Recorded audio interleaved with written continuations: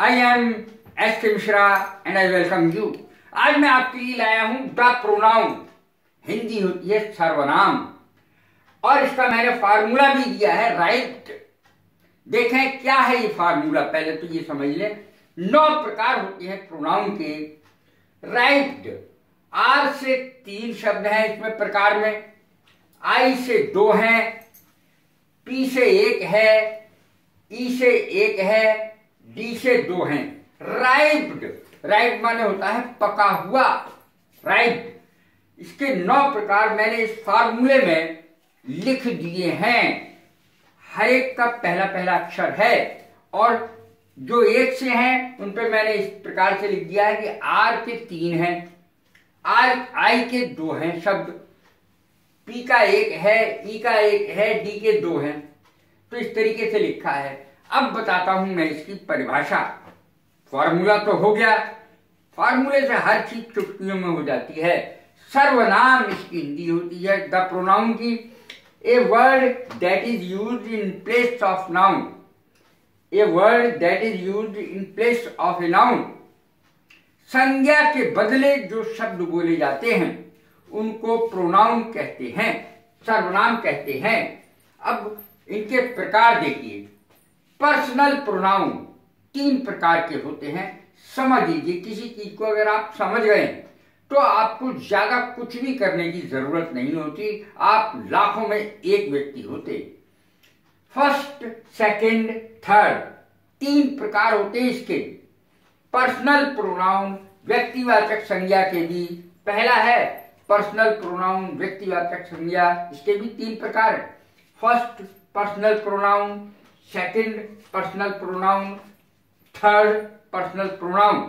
मैं जो बोल रहा हूं, मान लिया 2 व्यक्ति खड़े हैं, मैं किसी से बात कर रहा हूं तो मैं फर्स्ट पर्सनल प्रोनाउन हुआ, जिसके उदाहरण हैं आई, वी, मी। इस तरीके से उदाहरण है मैं या हम। सेकंड पर्सनल प्रोनाउन वो हुआ जिससे आप बात कर रहे हैं। मैं बात कर रहा हूं तो मैं हो गया फर्स्ट, जिससे बात कर रहा हूं वो सामने खड़ा है तो वो हो गया सेकंड पर्सनल प्रोनाउन। तुम, मैं तो हो गया फर्स्ट पर्सनल प्रोनाउन, तुम हो गया सेकंड पर्सनल प्रोनाउन, और जिसके बारे में हम बातचीत कर रहे हैं वो थर्ड पर्सनल प्रोनाउन हो गया। यानी किसी दोस्त के बारे में, राम, श्याम, घनश्याम, किसी के भी बारे में। He, she, it, they third person है वो, जिसके बारे में हम बातचीत कर रहे हैं वो यहां उपस्थित नहीं है। तो इस तरीके से ये इसके उदाहरण है और मैंने एक्सप्लेन कर दिया है और आप कभी भूल ही नहीं सकते। देखें इंटेरोगेटिव प्रोनाउन क्या चीज होती है, यानी प्रश्नवाचक सर्वनाम। वाक्य में हमेशा क्वेश्चन मार्क लगेगा इसमें, वाक्य के आखिर में। कितना सरल है। वाक्य में प्रश्न पूछने का कार्य करते हैं। जैसे ये है what is your name, question mark आगे। व्हाट इज योर नेम, तुम्हारा नाम क्या है। हु, हुम, विच, जो शब्द डब्ल्यू एंड इट्स फैमिली के भी होते हैं, ज्यादातर तो होते हैं, तो इसमें प्रश्न पूछने का काम करते हैं। क्वेश्चन मार्क वाक्य के अंत में आता है, ये इसकी पहचान है। अब देखें रिलेटिव प्रोनाउन। रिलेटिव प्रोनाउन संबंधवाचक सर्वनाम को कहते हैं जिन शब्दों का यूज 2 या 2 से अधिक वाक्यों को जोड़ने के लिए किया जाता है। 2 या 2 से अधिक वाक्यों को जोड़ने के लिए जिस शब्द का प्रयोग किया जाता है। जैसे जिसने, जिसको, की। I don't like the boy who stole my pen, मैं उस लड़के को बिल्कुल पसंद नहीं करता हूं। जिसने, अब हिंदी में आएगा जिसने, मैंने लिखा है जिसने, जिसको, की। जिसने मेरा पेन चुराया, मैं उसको पसंद नहीं करता हूं, तो जोड़ दिया जिसने ने, हु ने दोनों वाक्यों को जोड़ दिया। तो इस तरीके से हु जो है यहां पर रिलेटिव प्रोनाउन हो गया, संबंधवाचक सर्वनाम हो गया। अब देखें डेमोन्स्ट्रेटिव। डेमोन्स्ट्रेशन का अर्थ होता है संकेत करना, डेमोन्स्ट्रेट करना। संकेतवाचक संज्ञा नहीं सर्वनाम, संकेतवाचक सर्वनाम। इनका यूज किसी नाउन की तरफ को संकेत करता है। अब जैसे कोई चीज आपके पास में रखी है, मान लिया ये किताब आपके पास में रखी है, कोई किताब है, ये किताब आपके पास में रखी है, कोई भी किताब है ये, तो पास में रखी है तो दिस कहेंगे, इशारा करेंगे, दिस बुक। और यदि दूर रखी है तो दैट कहेंगे, वो किताब दूर रखी है। तो यदि पास में कई सारी किताबें रखी हैं तो दीज बोलेंगे, ये किताब है, और दूर रखी है तो वे किताब है। तो इस तरीके से दिस, दैट, दीज, दोज, ये सारे के सारे जो संकेतवाचक होते हैं, डेमोन्स्ट्रेटिव प्रोनाउन होते हैं, इनका यूज किसी नाउन की तरफ इशारा करता है। दिस इज माई बुक, ये मेरी किताब है।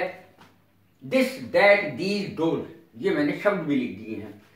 इनडेफिनिट प्रोनाउन किसे कहते हैं? अनिश्चयवाचक को, जिसमें निश्चितता नहीं होती, भाई कितनी चीज है, कितने लोग हैं पता ही नहीं, कुछ लोग थे, कुछ चीज थी, थोड़ी सी चीज थी, कितनी नहीं पता, जिससे किसी निश्चित व्यक्ति या वस्तु का बोध नहीं होता है।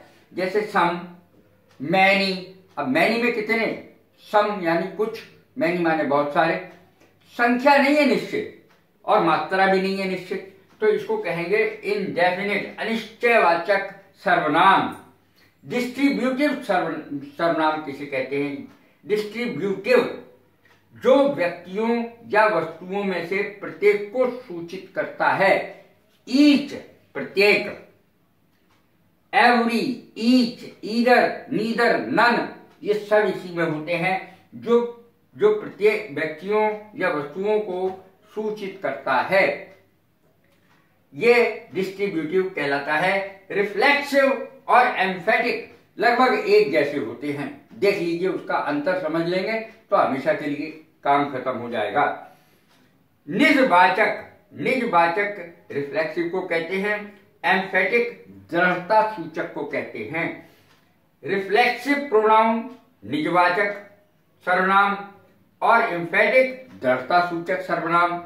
अब देखें, निजवाचक को सुन लीजिए, रिफ्लेक्सिव को सुन लीजिए, इसमें सेल्फ का प्रयोग वाक्य के अंत में होता है। जैसे यह कार्य का प्रभाव कर्ता पर प्रकट करता है, खुद। देखें, do it your self, you do it your self, तुम खुद इस काम को करो, तुम इस काम को खुद करो, तो खुद से बाद में आएगा, तुम इस काम को खुद करो। तो ये चीज, मैंने इस काम को खुद किया, तो खुद शब्द बाद में आ रहा है, स्वयं शब्द बाद में आ रहा है। देखें, इसीलिए इसको निजवाचक कहते हैं, लेकिन इसमें कर्ता पर उतना प्रभाव नहीं आता जितना कि एम्फेटिक में आता है। आई के साथ माई सेल्फ आता है, यू के साथ योर सेल्फ आता है, दे के साथ देम सेल्फ आता है, वी के साथ आवर सेल्फ आता है, ही के साथ हिम सेल्फ आएगा, शी के साथ हर सेल्फ आएगा। इस तरीके से तुम इसे खुद करो, you do it your self. अब आपने देखा कि योर सेल्फ शब्द बाद में आ रहा है, तुम इस काम को खुद करो, मैं इस काम को खुद करता हूं। इस तरीके से जो खुद शब्द है वो बाद में आ रहा है। लेकिन यदि इसी को कहा जाए दबाव डालकर, यानी दबाव और अधिक है, दृढ़ता सूचक, मैंने खुद इसे किया, तुमने खुद ही ये गलती की है। जब कर्ता के सीधे बाद खुद या स्वयं शब्द आए या सेल्फ वाला आए, जैसे आई माई सेल्फ डू इट, मैं खुद इसे करता हूं, यानी आई के सीधे बाद और क्रिया से पहले सेल्फ वाला वर्ड आ गया। I myself, you yourself, they themself, क्रिया से पहले ये सेल्फ वाला आएगा, तब इसको कहेंगे दृढ़ता सूचक। यह कर्ता पर ज्यादा दबाव डालता है। आई माई सेल्फ डिड इट, मैंने खुद इसे किया, इसका प्रयोग वर्ब से पहले होता है। वी का यहाँ पे अर्थ है वर्ब, वर्ब से पहले होता है सेल्फ वाला का, सेल्फ का प्रयोग।